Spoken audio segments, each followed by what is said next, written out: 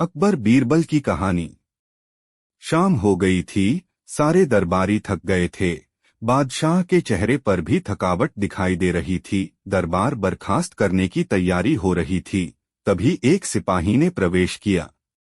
क्या बात है अमीर? बादशाह ने पूछा।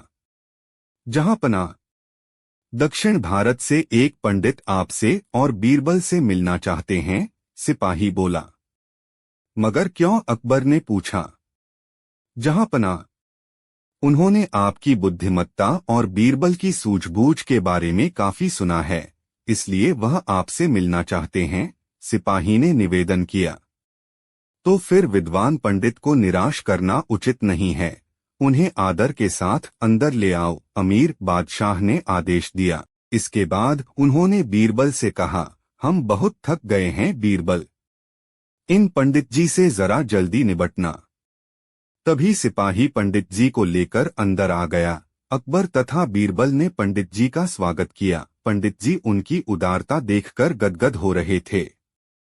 अकबर बोले, पंडित जी, आप बीरबल जी से प्रश्न पूछिए।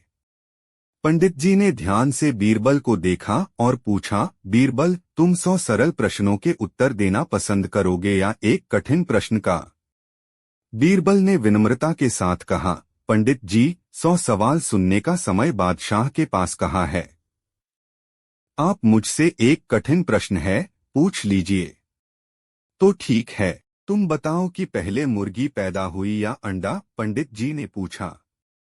बीरबल ने एक शब्द का उत्तर दिया, मुर्गी। पंडित चौंके। उन्होंने एक और सवाल किया, तुम यह कैसे कह सकते हो बीरबल? माफ कीजिएगा पंडित जी, आप यह दूसरा प्रश्न पूछ रहे हैं, बीरबल ने पंडित जी से कहा।